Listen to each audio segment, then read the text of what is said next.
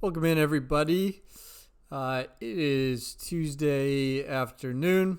If you see me look away from time to time, that is because the United Brighton game just kicked off. But I did want to get this preview of the 3-game EPL slate up nice and early for you guys, about 24 hours ahead of time. So we've got 3 matches, thankfully all kicking off at the same time, so no need to worry about late swap or anything like that. In terms of the matchups, we've got Bournemouth, Newcastle. Bournemouth a slight favorite there, plus 135. I will talk about that one a little bit more because I think that line is interesting. Arsenal, the big favorite on the slate at minus 230. And then Everton, actually a slight favorite over Leicester City here, again, which it seems a little surprising on the surface. So let me kind of talk about each match in turn. As much grief as we give Arsenal for underperforming this season, they are the best team on this slate, and they have the softest matchup against a Norwich team that's in dead last, will almost certainly be relegated, and I think has allowed the third most goals in the EPL. So it's a great matchup for Arsenal. They are the team that everybody's going to be looking to target for upside here, and I really can't argue with that because Norwich are just a soft defense, and Arsenal are capable of scoring goals even if they might let one in on the other side because of David Luiz. And actually, I'll touch on that again because I think if he does start for Arsenal, that is a good thing for Norwich and some potential GPP plays on their side. In terms of this Bournemouth-Newcastle game, the number one thing you want to know is that it's only a 2 total. So if you watch the Crystal Palace-Burnley game on Monday, was it? Just a really ugly game that ended 1-0. Not a lot of chances. I think that's exactly what we're going to see in this Bournemouth-Newcastle game because that's just how both of these teams play. I think they've scored the joint third fewest goals between them. And then the other kind of factors playing into this one are that Bournemouth is dealing with a ton of injuries. They're going to be missing Callum Wilson, their leading scorer, because of a suspension. And then also Josh King is dealing with an injury. I think that David Brooks might be struggling with an injury too. So their depleted squad, yet they come in as a favorite here against a Newcastle team that's better than them. Why is that? Well, I think that is because Bournemouth has a full 6 days rest coming into this match, while Newcastle just played a tough FA Cup match against Manchester City where they gave a decent account of themselves. But, when City dominates the ball and you're playing defense for an entire match, it's going to tire you out. Newcastle, they are able to rotate. They do have some depth. So I think it kind of comes down to what do you put more stock in, the fact that Bournemouth is rested or that Newcastle is the better team and Bournemouth is missing players. I think you're not coming to this game for upside, but there are going to be some value plays. And I think either team could win it, and I actually give a slight edge to Newcastle just because they are the better team here regardless of the rest situation.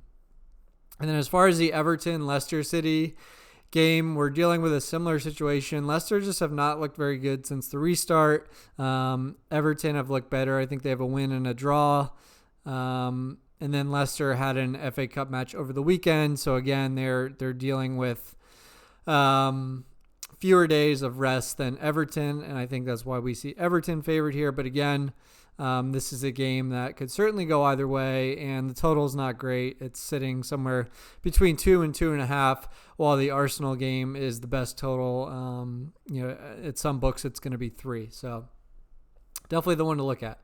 All right, let's go ahead and look at some predicted lineups here and kind of talk about what value could pop up.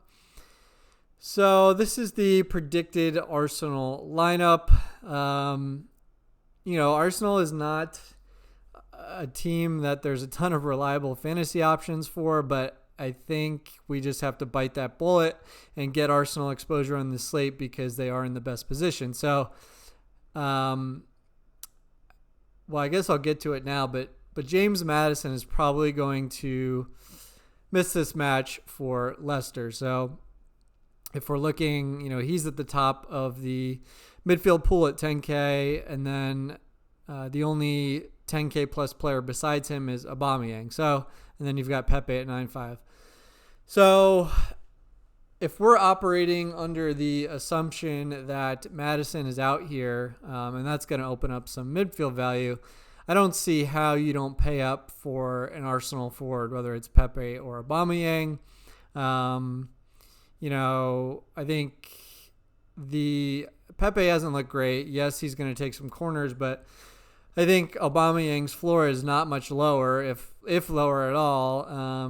And he's got the highest implied scoring odds on the slate at like 67%. So I just think on a 3-game slate, Arsenal in this position, Aubameyang just makes a ton of sense, even though, in a vacuum you're overplaying for a quote-unquote goal-dependent player. The next place I'd be looking is probably at Danny Ceballos. He's sharing corners. He's got a nice floor because he does a little bit of everything, and he's in that 6K range. There's some other good plays right there, but if you do want Arsenal exposure, that's a place to look. And then you've got 2 more forward eligible guys in Nketiah and Saka. So if we're looking at Arsenal here, yeah, they're at 7, 9, and 7 respectively. I think it'd be interesting if Saka is in and Pepe is out, because then Saka could split corners with Ceballos, which gives him a nice floor for his 7K price. All right, next we have Bournemouth. So as you can see in the predicted lineup, both King and Wilson are out. So we're going to have 2 cheap forwards, well, at least one in Solanke and Groenveld.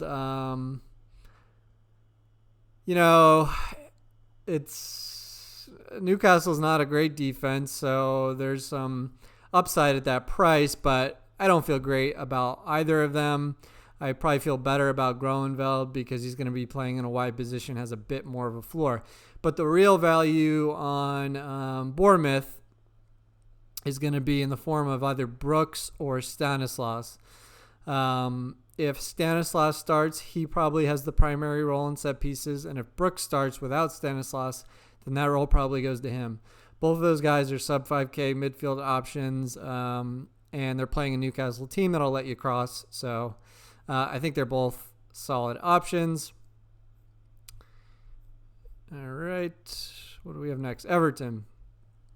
So like I mentioned, Everton a slight favorite at home here. As a whole, all the Everton options feel a bit overpriced to me, but we do have, Mr. Obvious in Luka Dean. He's going to probably take the majority of set pieces, even if Gylfi Sigurdsson's on the field. And the defender pool is pretty weak on this slate, so it's just hard to get away from Dean if we're talking about a cash or optimal build. So here's where the real value could open up. If Maddison misses this game, as we expect, then you probably see Tielemans play a bit further advanced and also potentially take all or at least half of the set pieces. And he's only coming in at 4,100 on this slate, so that is a no-brainer.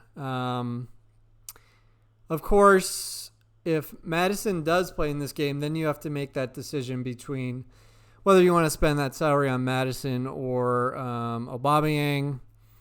I think certainly a case could be made either way. It depends on your risk tolerance somewhat. But just given the positional scarcity at forward, I think I lean towards Aubameyang. At least that's my initial feeling. All right, moving on. Newcastle. So Newcastle had that FA Cup match against Manchester City over the weekend. They did rotate quite a bit, but this lineup is really anyone's guess. This is going to be an important one to monitor. What I will say is Matt Ritchie is doubtful for this game, which probably leads to John Joe Shelby, who was rested for the FA Cup match, coming in here and handling at least half, but maybe all of the set pieces for Newcastle against a terrible Bournemouth team. So I do like Shelby a lot. I think the question becomes, are you going to play him, or do you want to get a piece of Arsenal and take Ceballos instead? That's a pretty close call to me. Christian Atsu could get a start. He's only 3,300. So something to look at in terms of just the punt option. If Dwight Gale starts at forward, I think he's an interesting GPP play. All right, Norwich City. The big question here will be what happens with Buendia and Andre Duda. Norwich did have a game in the FA Cup as well over the weekend that they lost to, I think it was United. And that one went to overtime, so a lot of minutes. Buendia played 90. Duda came off the bench, did not start the match. My hope is that we see Duda start with Buendia on the bench, because that would mean Duda would likely handle all set pieces for Norwich. And while they are an underdog to Arsenal, Arsenal is just not a great defense. They will let their opponent rack up peripherals and get, a fair number of chances. So if that's the case, then we're going to end up having Ceballos, Duda, and Shelby all in a 4K band. I think they all are strong plays, and it's really hard to separate them out. Of course, if Duda is in with Buendia, then he loses probably half of his set piece role, and they split, and then both of them become less attractive. If Buendia is in without Duda, he's one of the better floor plays on the slate, but you have to remember that he did play 90 minutes in that FA Cup match, which was only 2 or 3 days ago. So I would worry about him coming off around like the 70th minute. And yeah, that does it. So I think if we're talking about the optimal build on the slate, it's probably spending most of your salary in the premium tier on an Arsenal forward, or maybe even two. There's a ton of potential value options in the midfield, as I've discussed. So I think that'll be key to hit on. Luka Dean is kind of the obvious defender play. And then after that, there's just a ton of ways you can go, and it depends on where you end up with salary.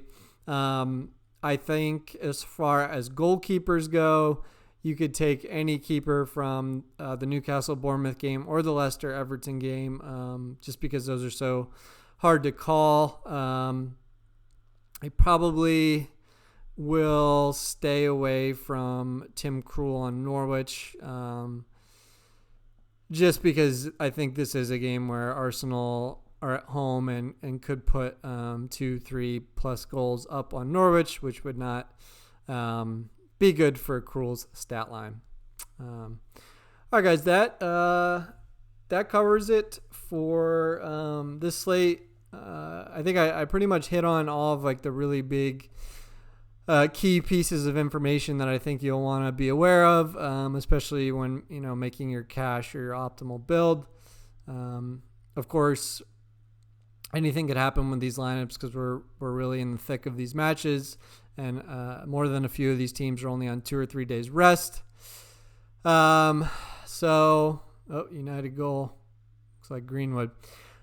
So yeah, make sure to check those lineups pre-lock. That's where a lot of the edge is on these slates. And good luck out there, and I will see you next time.